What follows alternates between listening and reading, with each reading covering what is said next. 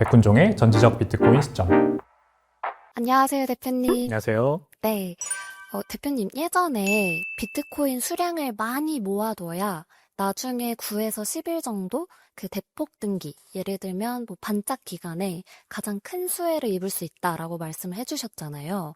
그러면 상승장, 하락장 관계없이 수량을 계속 모아야 한다는 의미일지 궁금하고, 그럼 지금도 비트코인을 모아야 할 타이밍일지 궁금합니다. 네, 비트코인은 항상 가격이 엄청난 등락을 반복을 합니다만 기간을 좀만 늘려보면 결국 우상향하는 게 지금까지는 이제 반복돼 왔단 말이죠. 사이클이라는 게 존재를 한다라는 거는 많은 분들이 아실 것 같아요. 근데 사이클을 그러면은 우리가 왜 자꾸 주목을 하느냐? 이전 사이클보다 이번 사이클이 더 고점이 높을 거다. 이런 기대가 있는 거잖아요. 그래서 실제로 그렇게 해왔고 계속해서 전고점을 뚫고 신고점을 형성해왔고, 이러면은 이제 거품은 아닌 겁니다. 어떤 기술이 거품이고 그냥 일시적으로 돈이 들어온 거라면 한번 크게 가격이 오르고 무너지고 다시는 회복하지 못해야 돼요. 근데 지금 계속해서 무너진 걸 회복하고 올라오고 무너진 걸 회복하고 올라왔단 말이죠. 그러면 뭐 비트코인에 대한 믿음이 없더라도 어떤 패턴이라는 게 존재하구나, 이건 확실하게 알 수 있는 거잖아요. 이 패턴이 쉽게 깨질이라는 생각은 우리가 할 수가 없죠.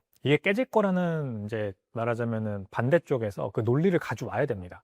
왜 이게 깨질 거다, 이번에 떨어지면 다시는 회복하지 못할 거다, 이런 거에 대한 답은 사실 이거를 안 믿는 분들이 가져와야 되는 부분인 거죠. 근데 그게 아니라면 일단 이번에도 그렇고 또 이번이 지나고 다음 사이클이 와도 비트코인 가격은 또 전고점을 뚫고 신고점을 형성할 거다. 그러면 왜 이렇게 자꾸 오르냐? 결국 이제 비트코인의 중요성이 계속해서 높아지고 있기 때문이거든요. 애초에 이게 왜 나온 거냐면 계속해서 법정화폐가 많이 풀리니까. 법정화폐가 풀린다는 거는 그만큼 조금씩 구매력이 하락하고 인플레이션이 늘어난다는 걸 의미를 하는 거예요. 머네터리 인플레이션, 재정 인플레이션, 돈이 풀리면 그만큼 서비스와 재화와 물건의 가격이 조금 올라가고, 화폐가 또 조금 풀리면 물건과 서비스와 재화의 가격이 조금 올라가고, 이게 계속해서 누적되다 보면 이것도 기하급수적으로 늘어나게 되는 겁니다. 인플레이션이라는 거는 계속해서 누적되는 거잖아요. 가격이 오르면 그 오른 거에서 또 오르고, 그 오른 거에서 또 오르고, 이게 결국 지수함수 아닙니까? 그래서 복리 효과처럼 약간 물건 가격도 계속 그렇게 지수함수로 올라가고, 여기에서 피해를 보는 게 바로 이제 현 세대를 살아가는 우리들인 거죠. 약간 이거에 대한 솔루션으로 비트코인이라는 게 2010년에 처음 세상에 등장을 한 거예요. 우리가 그래서 비트코인을 바라볼 때 왜 마지막에 항상 이렇게 피날레를 크게 가격이 오르면서 장식을 하느냐? 아직까지는 초기라서 그렇습니다. 이 비트코인이 이제 대중에게 엄청 많이 인식되고 모든 사람들이 비트코인을 가치 있는 저장 수단으로 여긴다면 아마 이런 움직임은 그때는 없을 거예요.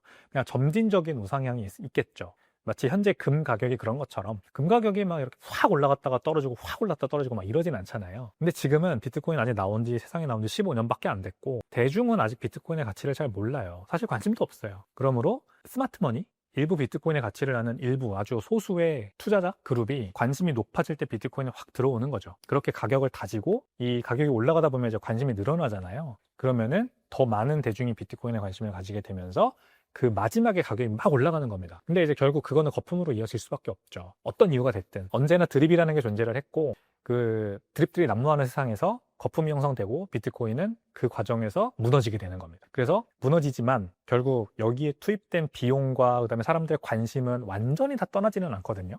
비트코인은 proof of work, 작업 증명으로 채굴자들이 비용과 노력을 투입해서 그 비트코인을 채굴하려고 하는 그 노력의 산물이에요. 근데 이게 비트코인 가격이 아무리 폭락해도 내가 투입해놓은 비용이 있다 보면 이거 밑으로 가격이 떨어지는 거를 원하지 않아요, 일단. 그래서 계속해서 어떤 노력을 하죠. 이 커뮤니티가, 채굴자들이라는 커뮤니티가 비트코인 가격을 받치기 위한 지지선을 형성하고 노력을 합니다. 그러니까 수요가 존재하는 거죠. 매수 수요가. 굳건한 매수 수요가. 그래서 그거 이상으로 떨어지지 않고 지지선, 거기에다가 투자자들도 마찬가지예요. 한번 비트코인의 가격이 크게 올라가는 걸 맛본 사람들은, 경험한 사람들은 다음에도 또 이렇게 되지 않을까라는 기대감을 가지고 어느 정도 수량을 가지고 있어요. 그러므로 항상 그 모수가 조금씩 사이클을 지나면서 늘어나는 겁니다. 그래서 결국 비트코인은 확 무너지고 끝나지 않는다. 다음 사이클이 오면은 또 이 사람들이 비트코인을 추가적으로 축적하기 시작하고, 그러면서 가격이 오르면은 이제 대부분의 대중, 관심 없던 대중이 확 붙으면서 또 가격이 크게 오르는, 그렇게 급등과 급락을 반복하는 게 반복이 되는 거란 말이죠. 진짜 간단하게 얘기하면 4년이라는 거잖아요. 사이클, 비트코인의 반감기 사이클이 4년이니까. 그래서 그 4년 주기 사이클의 첫 2년은 하락 및 횡보하는 기간이고, 세 번째 연도는 조금씩 이제 관심이 늘어나서 가격이 오르는 상황이고, 그러다가 마지막 해에 뭐 떨어졌다 올라갔다 하지만 결국엔 그 끝에서 크게 오르고 마무리된다. 요거를 우리가 잘 이용하면 되겠죠. 그러면은 이 앞에 세 개는 심지어 뭐 마지막 네 번째 손가락에 한 4분의 3마디까지는 3분의 2마디까지는 계속 축적을 해도 되지 않겠습니까? 이 마지막에 한 마디 동안 많이 오르는데. 그래서 이때 많이 모으고 요 세 손가락, 그리고 요 마지막 네 번째 손가락에 3분의 2가량은 계속 모으고, 그러다가 마지막에 피날레를 잘 우리가 이때 수익을 크게 얻고 나오면 되는데, 크게 얻고 나오는 것도 저는 사실상 그렇게 추천하지 않습니다. 왜냐면 어차피 개수를 잘 모아놨잖아요. 개수를 잘 모아놨는데 이때 팔잖아요. 그러면은 다음 사이클이 왔어. 또 이제 4년이 지났어. 그러니까 한 번 지났어. 또 다음 사이클이 왔어. 그러면은 이때 가격은 높아져 있을 거잖아요. 그러니까 생각이 난다고, 사람이 자꾸. 아, 내가 4년 전에 이 가격에 샀었는데, 그래가지고 이때 잘 팔았는데 다시 살려고 하니까 가격이 너무 올라와 있는 거야. 그러면 사기가 어렵다니까요. 그래서 좀만 내려가면서 사야지, 좀만 내려가면서 사야지 하다가 못 사요. 이렇게 해가지고 투자를 잘 이어가지 못하시는 분들 제가 너무 많이 봐가지고, 네, 그냥 안 팔고 가지고 있는 것도 괜찮은 옵션이다. 필요한 일이 있으면 팔자. 내가 돈 벌었으니까 이제 이거 가지고 좀 아파트도 사고 싶고 뭐 차도 사고 싶고 이런 뚜렷한 목표가 있을 때나 팔지, 뭐 그냥 올랐으니까 수익 실현 한번 해야 되지 않나? 이렇게 파는 건 저는 좀 좋지 않은 생각이라고 봅니다. 대표님께서 그 네 마디 손가락을 다 지나는 기간 동안 네, 굉장히 많이 힘드셨을 것 같아요. 급등과 급락을 다 지나쳐 오셨다 보니까. 그럼에도 그 경험상 그 반짝 기간을 만나셨을 때 좀 어떤 기분과 생각이 드셨는지 되게 궁금하고, 그리고 주변에서도 대표님처럼 이렇게 꾸준히 차곡차곡 비트코인을 모아서 좀 성공하신 사례도 있다면 혹시 있으셨을까요? 그럼요. 뭐 일단 제가 직접적으로 알진 않지만 굉장히 유명한 네덜란드의 가족이 있습니다. 자녀가 아마 셋인 걸로 기억하고, 부부가 이제 해서 5명이서 전 세계 여행을 다니는 그런 삶을 사는 그런 가족이 있어요. 굉장히 유명합니다. 비트코인 가족 하면 나올 겁니다. 아마 검색하면. 그 네덜란드 가족이 비트코인을 아주 초기에 잘 투자를 해서 가격이 크게 오르니까 이제 완전히 그냥 그 여행만 다니는 그런 삶을 살고 있거든요. 전 세계 대륙마다 자기가 비트코인 그동안 모은 거를 콜드 월렛에다가 저장해 놓은 곳이 있대요. 그래서 그 저장해 놓은 특정 국가의 도시로 여행을 간다고 합니다. 거기에다가 뭐 집도 사놓고, 뭐 그 다음에 자기가 생활할 수 있는 인프라도 갖춰놨겠죠. 그러니까 이제 얼마나 좋습니까? 1년 내내 날씨가 이렇게 추워지면은 내가 저기 가가지고 좀 좋은 날씨 잘 이렇게 가족들이랑 시간 보내고, 그러면서 아이들은 굳이 학교를 보내지 않고 이렇게 세계 여행을 다니면서 인생을 배우고, 그다음에 홈스쿨링 하면서 공부를 하고, 이런 삶을 사는 가족이 하나 있고요. 요거를 그대로 비슷하게 하고 있는 게 제가 좋아하는 지미송이라고 하는 크리에이터예요. 그 사람은 물론 이제 그 지미송은 제가 굉장히 고마워하는, 저를 잘 도와줘요. 제가 이제 뭐 사실 지미송에 비하면 굉장히 영향력이 약한 크리에이터인데, 제가 이렇게 뭐 도와달라고 하면 항상 잘 도와주고, 또 제가 고민이 많을 때, 형이거든요. 9살 형이니까 제가 이렇게 텔레그램으로 말을 걸면 조언도 많이 해주고, 제가 굉장히 돈 많이 얻는데, 이분의 삶의 방식도 비슷합니다. 이분도 집은 텍사스에 있어요, 미국에. 근데 그 텍사스에만 집이 있는 게 아니라 아마 전 세계적으로 많이 이렇게 좀 갖춰놓은 것 같습니다. 워낙 초기부터 비트코인을 잘 모아놓으셔가지고. 그래서 비트코인 관련된 책도 쓰고 팟캐스트도 하지만 그게 사실 그렇게 주수입원은 아닌 것 같아요. 왜냐면 책도 되게 잘 무료로 나눠주고요.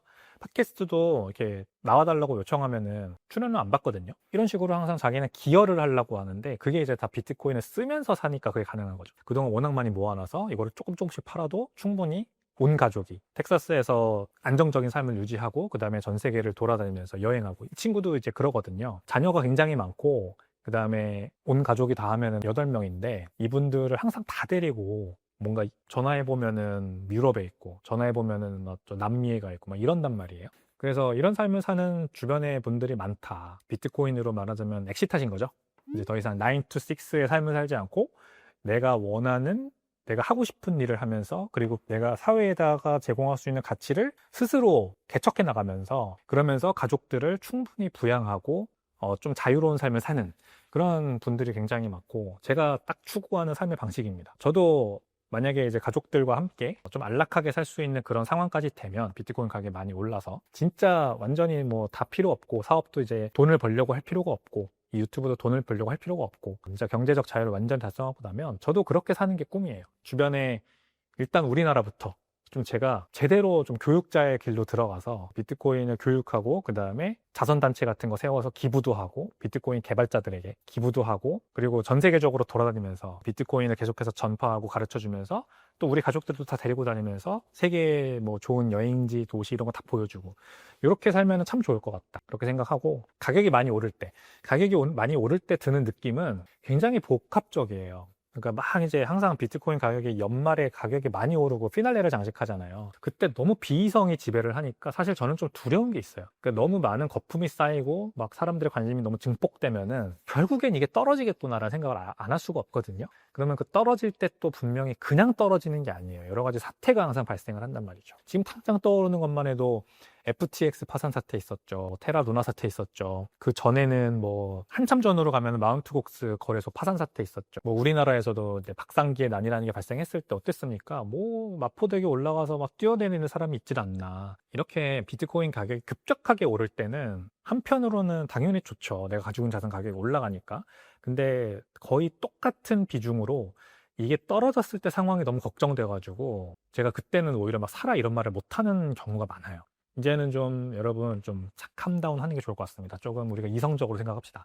그동안 굉장히 많이 올랐다. 그래서 언제 떨어져도 이상할 게 없다. 그러니까 저처럼 장기적으로 투자하고 배트를 길게 잡는 투자자라면 괜찮겠지만 더 사도 괜찮지만 만약에 그렇지 않다면 지금 사는 거는 정신이 피폐해지는 상황이 올 수 있다. 이렇게 항상 저는 얘기를 하거든요. 그래서 가격이 올라갈 때는 참 신경이 복잡하다. 그런 말씀을 드리고 싶네요. 그럼에도 불구하고 그 반짝 오르는 기간에 큰 수혜를 입었음에도 불구하고 팔지 않고 계속 모으는 게 중요하다라고 말씀해 주셨잖아요. 그래서 사이클의 판도가 완전히 뒤바뀌어도 앞으로도 대표님께서는 계속 정진하실 생각이신지 궁금합니다. 네, 그렇습니다. 지금 비트코인 개수 모으는 거는 진짜 금두꺼비 모으는 것 같은 것 같아요. 뭐 요즘은 콩알금이 유행해가지고 조그만 1g짜리 콩알금을 이렇게 예쁜 유리병에다가 모으고 그 모은 거 보면서 이렇게 뿌듯해하고 그런 거 되게 유행하잖아요. 그러니까 금은 한번 그렇게 사고 나면은 참 그 보고 있으면서 뿌듯한 그런 느낌이 드는 것만으로도 성취감이 엄청나거든요. 이게 가격이 오르는 우상향 자산의 어떤 특징이에요. 주식도 마찬가지예요. 주식도 내가 만약에 진짜 장기적으로 보유할 그런 진짜 전망을 좋게 보는 기업 그리고 그 기업의 CEO를 내가 너무 좋아해서 응원하고 약간 삶의 모토로 삼고 그러면은 그 기업의 주식을 모으는 것도 굉장히 뿌듯한 일이에요. 사실 주식 투자 진짜 진성으로 하시는 분들 중에는 종이증권을 일부러 발행받으셔가지고 집에 걸어놓는 분도 있어요. 예를 들어 내가 테슬라 주식을 진짜 나는 좋아해서 테슬라 자동차도 좋아하고 일론 머스크도 너무 팬이고 테슬라라는 기업 자체에 너무 내가 팬이라서 주식을 막 투자한단 말이에요. 계속 모아요, 주식을. 근데 그거를 전자증권으로만 보유하고 있으면 눈에 안 보이니까 테슬라 증권을 이렇게 프린트해가지고 이거 차곡차곡 모으시는 분들이 있어요. 근데 되게 멋있어요. 테슬라에서 발행해주는 주식증권 보면. 그러니까 어떤 컬렉터블의 효과가 있는 거죠. 내가 소속감도 들고 그걸 보면서 뿌듯하니까 성취감도 들고 그러면서 삶의 모토도 생기고 더 열심히 내가 이거 모아야겠다라는 그런 으쌰으쌰 그런 느낌도 생기고 저는 비트코인이 살짝 아쉬운 게 그런 부분이에요. 손에 만져지는 게 없고 눈에 보이는 게 없으니까 사람들이 좀 이해하기가 어렵다? 그러니까 그런 게 있으면 조금 더 확실히 뭐 테슬라라고 하는 거는 일단 길에 굴러다니는 테슬라 자동차만 봐도 우리가 막 팬심이 생기고 금이라고 하는 거 말씀드린 것처럼 막 모으다 보면은 막 어마어마하잖아요. 막 뿌듯하고 막 금고에 채워져 있는 금괴 보면은 좋은데 비트코인은 이제 그거를 깨닫기가 상당히 어려운 부분은 확실히 있습니다만 이제 그거는 이제 러닝 커브죠. 그러니까 그 단계만 넘어가면 되거든요. 아, 이것도 사실 컬렉터블이구나. 이거 모아나갈수록 정말 내가 뿌듯한 거구나. 그래서 제가 그 느낌을 알기 때문에 안 파는 거예요. 가격이 막 떨어지잖아요. 그러면은 이럴 때 아무도 안 사고 싶잖아요. 근데 저는 막 더 사고 싶어 죽겠는 거죠. 이렇게 좋은 눈엔 안 보이지만 금괴 같고 눈엔 안 보이지만 테슬라 자동차 같고 테슬라 증권 같은 거를 내가 이렇게 싼 가격에 살 수 있다니 하면서 막 더 사고 싶어서 막 미치겠는 거예요. 그래서 막 그 숫자들 비트코인은 숫자일 뿐이잖아요, 결국. 그래서 그 숫자가 막 조금씩이지만 늘어나는 걸 보면은 약간 아 내가 잘 살았구나, 내가 이렇게까지 열심히 했구나, 그걸 보면서 내가 사실 위안을 얻는 거거든요. 내가 이렇게 열심히 살았고 현금을 열심히 벌어서 비트코인을 샀고 그게 가격이 이렇게 올랐고 이런 거가 결국 삶의 모토가 되고 에너지가 되는 겁니다. 그래서 가격이 오른다고 해서 파는 것도 아니고 가격이 떨어진다고 해서 파는 건 당연히 아니고 계속 개수를 모아나가는 자산이라고 보는 거예요, 저는. 이거를 여러분들이 러닝 커브가 조금 있지만 깨달으셨으면 좋겠어요. 그래서 영상을 꾸준히 봐주시고 제가 얘기하는 거를 좀 귀 기울여 들어주시고 그 다음에 제가 신간을 이번에 내게 됐는데 결국 비트코인이라는 책이거든요. 결국 비트코인. 제목이 얼마나 깔끔하고 멋있습니까? 이 책을 읽으시면 또 그거에 대한 러닝 커브가 확실하게 빨리 지나가실 수 있을 거라고 생각을 하거든요. 그렇게 조금만 공부해보면 알 수 있어요. 그래서 저는 비트코인 절대 팔지 않습니다. 정말 필요한 일이 있을 때 현금화해서 쓰려고 파는 거지 가격이 올라가든 내려가든 팔지 않습니다. 제가 다음 질문으로 가격이 아닌 수량이 중요한 이유가 그 반짝 기간에 수혜를 얻을 수 있다는 점 말고도 뭐가 있을지 여쭤보려고 했는데 답을 충분히 해주신 것 같습니다. 뭐 수량을 모아가는 게 중요한 이유는 그걸 보면서 내가 삶의 동기가 필요해요. 사람은 누구나. 근데 항상 우리가 좋은 일만 있진 않잖아요. 호사다마라고 좋은 일이 생기면 나쁜 일도 같이 오고 살다 보면 힘든 일도 오고 어쨌든 우리는 계속해서 직장에 나가든 사업을 하든 뭐 뭘 하든 계속해서 돈을 벌어야 되는 입장이기 때문에 그 과정에서 이제 지치고 힘들 때가 온단 말이에요. 근데 반드시 그 내 뒤에 딱 그 자산이라고 하는 게 딱 버티고 있으면 그것만으로도 내가 힘이 돼요. 그런 힘이 되는 존재가 이제 가족도 있고 뭐 자녀도 있고 여러 가지가 있지만 자산도 굉장히 중요합니다. 이 자산이라고 하는 거는 그동안은 부동산도 될 수 있었고 주식도 될 수 있었고 금도 될 수 있었어요. 근데 이 비트코인이라고 하는 자산은 너무 아직까지 초기라서 일단 가격이 싸고요. 이게 비싸다고 생각하시면 안 돼요. 개당 뭐 1억 2천이라고 해서 비싼 게 아닙니다. 아직 그 시가총액으로 보면 2조 달러밖에 안 되거든요. 이제 가격이 내려가서 2조 달러도 안 되지. 1.78조 달러밖에 안 된단 말이에요. 근데 부동산 전체 시장이 300조 달러예요. 전 세계 외화 시장 규모를 다 합치면 200조 달러거든요. 주식 시장 다 해봐야 150조 달러밖에 안 돼요. 그것도 미국이 100조 달러 가지고 있고. 이 어마어마한 금융 시장이 있는데 비트코인은 점 하나 찍는 거예요, 사실 거기다가. 그러면은 야 이거 너무 초기다. 그러면 이거의 개수를 불려나갈 때 얼마나 행복하겠어요. 이게 나중에 그래서 그 내가 가지고 있는 개수가 가격이 막 올라갈 때 얼마나 행복하겠냐고요. 그러니까 더 지금 급하게 가격 사실 모아야 되는 자산이거든요. 그래서 그 부분까지 추가하면은 비트코인의 지금 개수를 모아나가는 건 너무 당연한 거고 지금 가격 뭐 출렁이는 거 신경 쓰지 말고 그냥 계속 꾸준히 사는 게 너무나 당연한 거예요. 그래서 개수 모으는 게 중요하다. 네, 좋습니다. 오늘 긴 이야기 정말 성의껏 많이 전해주셔서 감사합니다. 네, 좋은 질문 감사합니다.